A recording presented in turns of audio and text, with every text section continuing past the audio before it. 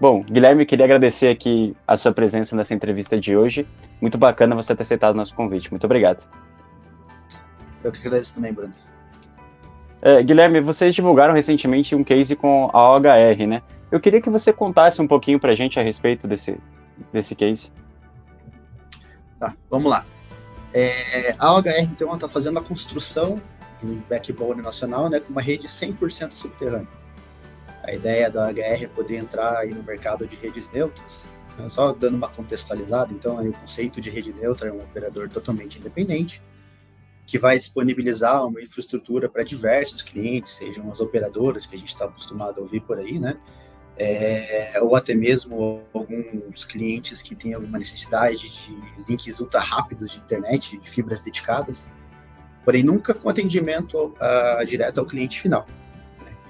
E aí a ideia de poder contar com um backbone 100% subterrâneo é, né, ter uma construção bem robusta. Então, nesse caso,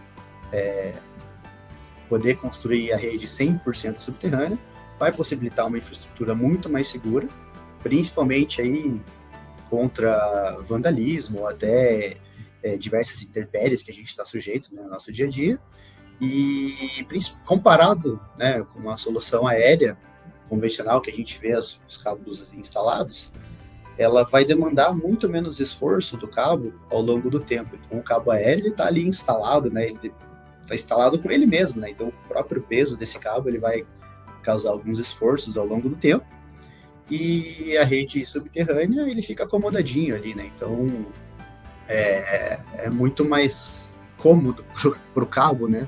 Para a própria instalação, vamos dizer assim, poder contar com essa instalação 100% subterrânea, além de questão até ambiental, né, ela ser menos agressiva e até visualmente, né, mais bonito, menos poluído, né, para questões dessa poluição visual que a gente fala muito hoje em dia.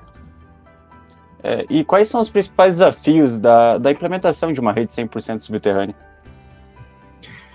Olha, ela é uma rede já 100% convencional, assim, né, na parte de instalações até de cabos, de rede ótica de uma maneira geral. Então, com relação, comparado a umas redes aéreas, a rede subterrânea convencional, ela não apresenta muitos desafios, sejam eles técnicos ou logísticos. O que houve aí, né, de uma boa preparação que a gente teve que ter foi justamente a forma, né, como a gente entregou os produtos para o HR poder fazer a instalação. Existe alguma diferença tecnológica entre o cabo que vai no 100% subterrâneo ao não? O cabo 100% subterrâneo, né, como eu comentei, ele sofre menos esforços ao longo do tempo, então ele possui uma construção mais simples do que um cabo aéreo.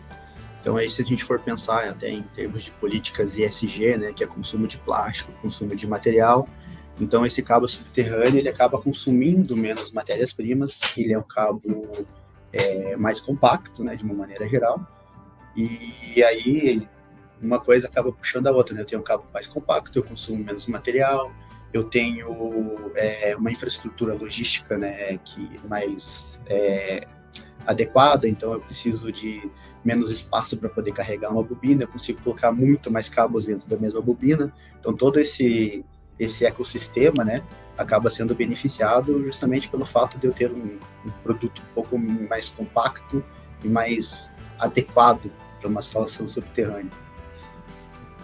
Quais foram os principais desafios do caso?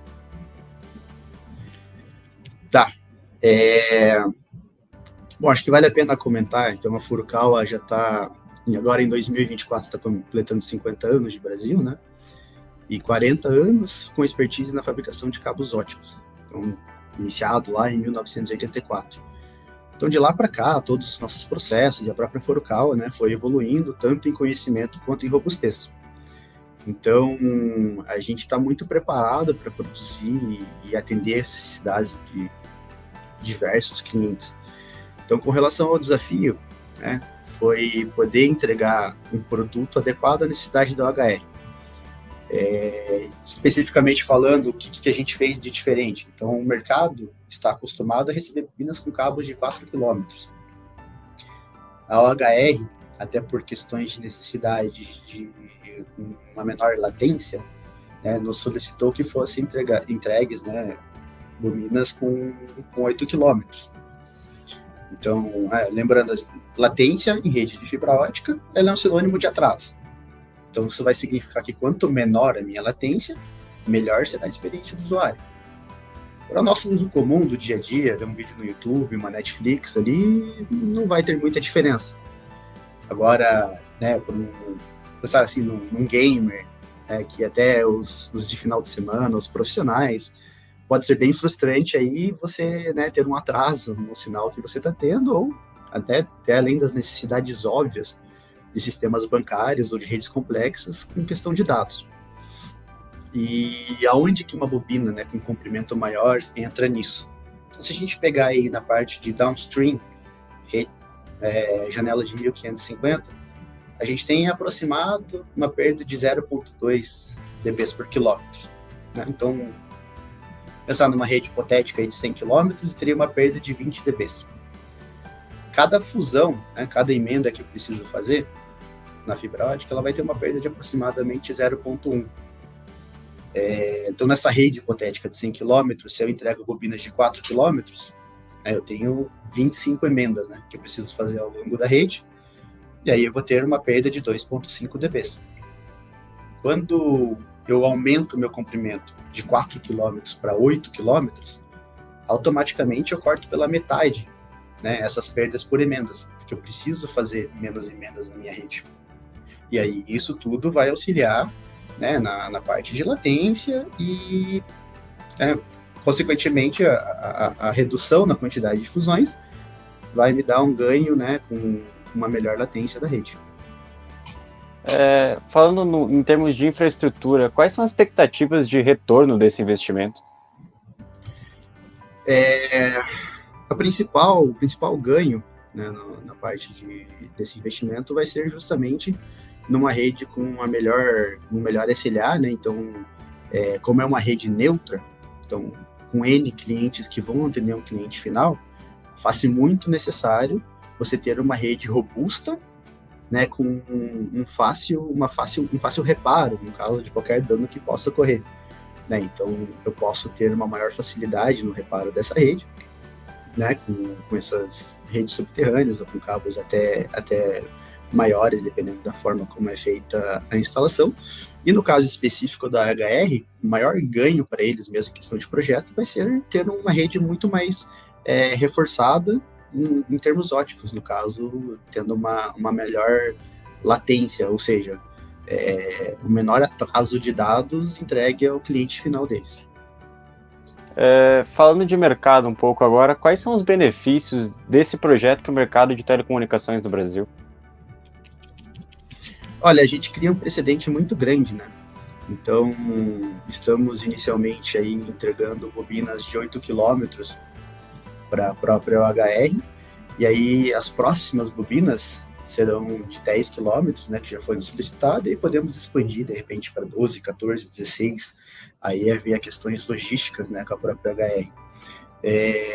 Então, a instalação que eles estão fazendo hoje para ligar as principais pontos de recebimento ali, né, de cabos marítimos no Brasil. Então, a gente tem um ponto em Fortaleza, um ponto no Rio de Janeiro e em Praia Grande, em São Paulo, que são onde tem as chegadas, né, desses cabos que chamamos os Cables Land Stations. Então, a ideia deles é poder fazer a interconexão de data centers de uma maneira geral, desses pontos, né, pelo Brasil de uma maneira geral e até em outros países da América Latina. Então, os ganhos com esse projeto, além da questão de infraestrutura, é poder contar, né, com toda essa rede integrada de instalação. Perfeito, Guilherme. Chegando aqui no final do nosso bate-papo, eu queria saber de você quais são as expectativas para o mercado ao decorrer dos próximos anos.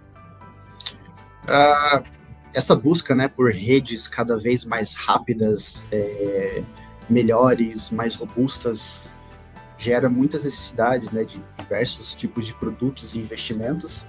Então, a própria Furukawa lançou recentemente, né, os cabos chamados cabos Rollable Ribbon, que são cabos com altíssima densidade de fibra, que podem chegar até 6.912 fibras no mesmo cabo. Até recentemente, os cabos convencionais poderiam ter até 288 fibras. Estamos expandindo para chegar até lá com 6.912 fibras. E claro que quando a gente tem, por exemplo, uma interligação de data center feita diretamente com fibras, né, sem poder ter essa multiplexação de sinais que é comum com os DWDMs hoje em dia, isso faz com que a gente tenha uma menor latência nessa rede e a gente consiga fazer um atendimento final para os clientes muito melhor. Então, a experiência do usuário no dia a dia, ela vai se tornando cada vez melhor. E quando a gente fala de experiência do usuário, não é só aqueles usuários que realmente dependem de grandes links de alto tráfego de dados. A nossa experiência no dia a dia, em coisas simples mesmo, né? Aquele carregar aquele vídeo, poder utilizar diversas telas e dispositivos ao mesmo tempo dentro da nossa residência. Então, as infraestruturas para rede 5G, 6G, todas elas passam por todo esse desenvolvimento de robustez. E esse é o desenvolvimento que a gente está tentando entregar, né? Perfeito, Guilherme. Queria agradecer todo o conhecimento que compartilhou comigo aqui hoje e espero revê-lo em novas entrevistas da TI Inside. Muito obrigado. Obrigado, Bruno. Agradeço também.